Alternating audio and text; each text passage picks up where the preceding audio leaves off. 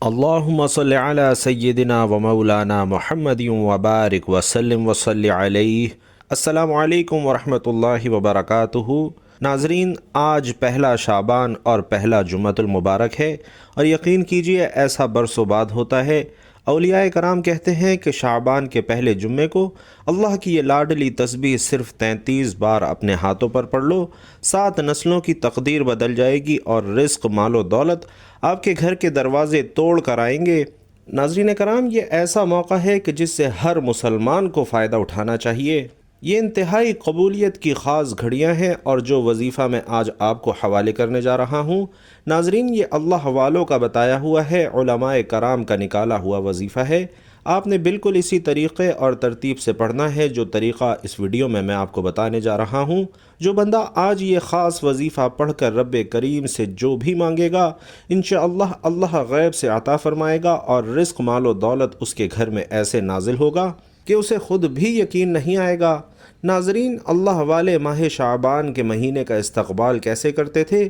اور ماہ شعبان کے پہلے جمعے کو اپنی حاجات کیسے پوری کرواتے تھے، اپنی پسند کا نصیب اور تقدیر کیسے لکھواتے تھے۔ ناظرین، یاد رکھیے کہ شعبان اسلامی مہینے کا 8واں مہینہ ہے، اور نیا چاند نکلتے ہی ہر انسان کے نصیب اور تقدیر میں واضح فرق پڑتا ہے۔ اسلامی سال کے 8ویں مہینے کا نام شعبان المعظم ہے، اور اس مہینے کے شروع ہوتے ہی اللہ اپنے بندوں پر رحمت اور بخشش کے خصوصی انعامات نازل فرماتا ہے، اپنی رحمت اور بخشش کی خصوصی بارش کرتا ہے، اور اس ماہ میں عبادات اور دعائیں قبول ہوتی ہیں۔ ناظرین، یہ خاص وظیفہ پڑھتے ہی اس گھر میں اتنی دولت اور رزق آتا ہے کہ یقین جانیے دولت رکھنے کی جگہ نہیں بچتی۔ بس آپ نے اللہ کی ذات پر پورا یقین اور مکمل بھروسہ کرتے ہوئے یہ چھوٹا سا وظیفہ، یہ چھوٹا سا عمل بتائے گئے طریقے اور ترتیب سے پڑھنا ہے۔ جس کے گھر میں بے سکونی ہے، جس کے گھر سے بے برکتی ختم ہونے کا نام نہیں لیتی، جو شخص در در کی ٹھوکروں سے تنگ آ چکا ہے، جو اپنی زندگی سے ہار چکا ہے اور بالکل نا امید اور مایوس ہو چکا ہے،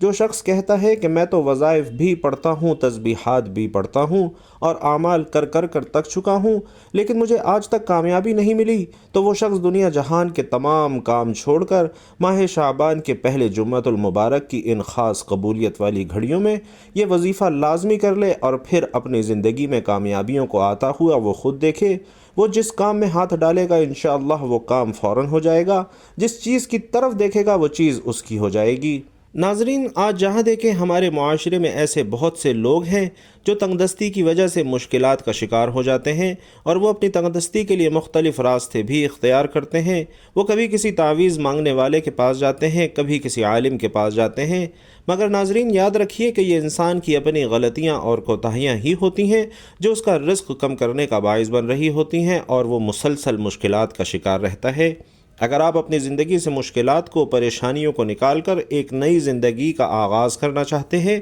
ایک ایسی زندگی چاہتے ہیں جس میں ہر قدم پر کامیابیاں آپ کا مقدر ہو جائیں، جس میں نہ ہی رزق کی تنگی ہو، نہ بیماریاں ہوں، نہ پریشانیاں ہوں، نہ کبھی کسی کے سامنے جھکنا پڑے، نہ کبھی کسی سے مانگنا پڑے، نہ در در کی ٹھوکریں کھانی پڑیں، تو ناظرین ماہ شعبان کے پہلے جمعۃ المبارک کو یہ خاص وظیفہ ان قبولیت والی گھڑیوں میں لازمی کر لینا۔ یقین جانیے اگر میرا بس چلتا تو میں آپ میں سے ہر ایک کا بازو پکڑ کر کہتا کہ خدا را آج کی مبارک رات یہ وظیفہ ضرور کر لو۔ ناظرین، انتہائی خصوصیت، انتہائی قبولیت کی گھڑیاں ہیں کہ جو بندہ بھی ان قبولیت والی بابرکت عظمت والی گھڑیوں میں اللہ سے اس خاص عمل کو پڑھ کر کچھ مانگتا ہے تو اس کے معاملات بہتر نہیں بلکہ بہترین ہو جاتے ہیں۔ اور ناظرین، شعبان کی خصوصیت کا اندازہ اس حدیث سے لگائیے کہ جس میں اللہ کے رسول فرماتے ہیں کہ رجب اللہ کا مہینہ ہے، شعبان میرا مہینہ ہے، اور رمضان میری امت کا مہینہ ہے۔ تو اب ذرا غور کیجئے کہ شعبان جو کہ حضور صلی اللہ علیہ وسلم کا مہینہ ہے، جو کہ وجہ تخلیق کائنات ہیں، جو کہ اللہ کے محبوب ہیں، جن کی وجہ سے اللہ رب العزت نے یہ پوری کائنات تخلیق دی ہے، تو ناظرین سوچئے جب ان کے مہینے میں اللہ کا خاص کلام پڑھ کر، اللہ کی یہ لاڈلی تسبیح پڑھ کر آپ اللہ سے کچھ مانگیں گے تو وہ آپ کو کیوں نہیں عطا کرے گا۔ اور شعبان کی خاص گھڑیوں کی فضیلت ایک اور حدیث سے واضح ہو جاتی ہے، جس میں حضور نبی کریم صلی اللہ علیہ وسلم یوں ارشاد فرماتے ہیں کہ رجب کی فضیلت تمام مہینوں پر ایسی ہے جیسے قرآن کی فضیلت تمام صحیفوں اور کتابوں پر ہے، اور تمام مہینوں پر شعبان کی فضیلت ایسے ہے جیسے محمد صلی اللہ علیہ وسلم کی فضیلت باقی تمام انبیاء کرام پر ہے۔ تو ناظرین، رحمت للعالمین سرکار دو عالم صلی اللہ علیہ وسلم کے مہینے میں اللہ کی یہ لاڈلی تسبیح، اللہ پر خاص بھروسہ رکھتے ہوئے، اللہ پر کامل ایمان اور یقین رکھتے ہوئے یہ تسبیح کیجئے، اور اللہ سے اپنی حاجات، اپنی ضروریات، اپنی خواہشات، جو کچھ آپ کے مسئلے مسائل ہیں، جو زندگی میں پریشانیاں ہیں، مصیبتیں ہیں، اپنے رب کے سپرد کر دیجئے، اور پھر دیکھیے کہ آپ کی مشکلات کیسے حل ہوتی ہیں، اور رزق مال و دولت اللہ آپ کو کتنا اور کیسے عطا کرتا ہے کہ آپ نے کبھی سوچا بھی نہ ہوگا۔ تو وظیفہ بتانے سے پہلے آپ کو یہ بتا دوں کہ یہ تسبیح، اللہ کی یہ لاڈلی تسبیح، آپ کسی بھی وقت کر سکتے ہیں۔ آپ چاہیں تو ابھی یہ تسبیح کر سکتے ہیں، چاہیں تو صبح فجر کی نماز کے بعد، ظہر، عصر، مغرب، عشاء، جب آپ کو وقت ملے آپ یہ تسبیح کر سکتے ہیں۔ نہ وقت کی کوئی قید ہے، نہ جگہ کی کوئی قید ہے۔ آپ گھر پر ہیں، دکان پر ہیں، دفتر میں ہیں، سفر میں ہیں، آپ کہیں ہیں، آپ یہ تسبیح پڑھ سکتے ہیں۔ تو خدارہ ماہ شعبان کی یہ خاص تسبیح، ماہ شعبان کے پہلے جمعۃ المبارک کی یہ خصوصی تسبیح آپ نے کسی صورت نہیں چھوڑنی۔ تو ناظرین، وقت کی نزاکت کو مد نظر رکھتے ہوئے آئیے آج کے اس بابرکت عمل کی طرف آپ کو لے چلتا ہوں، لیکن اس سے پہلے آپ کو یہ کہنا چاہتا ہوں کہ آپ میں سے کوئی بھائی بہن اگر یہ چاہتے ہیں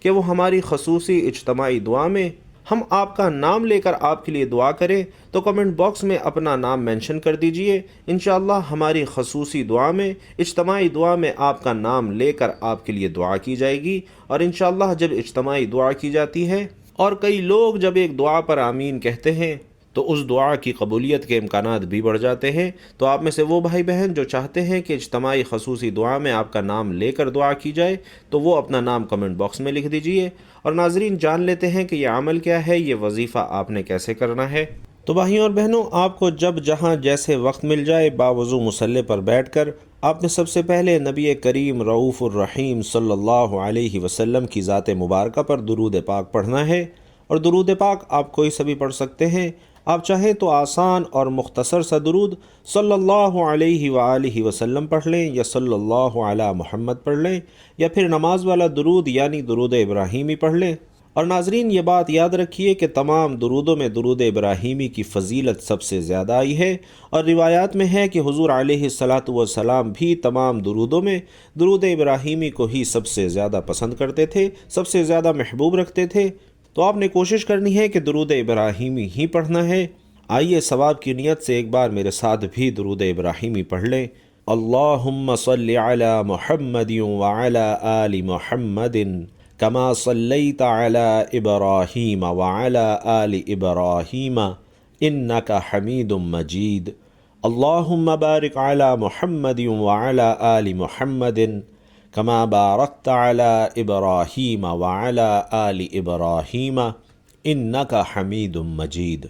تو ناظرین، درود پاک پڑھنے کے بعد آپ نے اپنے خاص مقصد کی نیت کرنی ہے۔ مثلاً آپ کرائے کے مکان میں رہتے ہیں اور اپنا ذاتی گھر خریدنا چاہتے ہیں، تو آپ اس چیز کی نیت کر لیں کہ مجھے میرا ذاتی مکان مل جائے، یا پھر آپ کے کاروباری مسائل ہیں، پریشانیاں ہیں، آپ اس چیز کی نیت کر لیں کہ میرا کاروبار اچھا چل پڑے اور میری ساری پریشانیاں ختم ہو جائیں۔ آپ کی اولاد آپ کا کہا نہیں مانتی، اپنی مرضی کرتی ہے تو اس لیے پڑھ لیں، نافرمان شوہر کے لیے پڑھ لیں۔ آپ اپنے بچوں کی کہیں اچھی جگہ شادی کروانا چاہتے ہیں، یا پھر آپ کے بچوں کا رشتہ نہیں ہو رہا، لوگ آتے ہیں دیکھ کر چلے جاتے ہیں، تو آپ اس چیز کی نیت کر لیں کہ میرے بچوں کی کہیں اچھی جگہ شادی ہو جائے۔ الغرض آپ کا جو بھی مقصد ہے، جو بھی حاجت ہے، مالی مسائل ہیں، قرض کے مسائل ہیں، جو بھی آپ کا مسئلہ ہے، جو بھی خواہش ہے، ناظرین آج مانگ لیجئے۔ آج اگر آپ کو لگتا ہے کہ میری فلاں خواہش ناممکن ہے اور وہ کسی صورت بھی پوری نہیں ہو سکتی، تو آج اپنے مقصد کی نیت کرتے ساتھ ہی آپ نے ایک بار تعوذ اور تسمیہ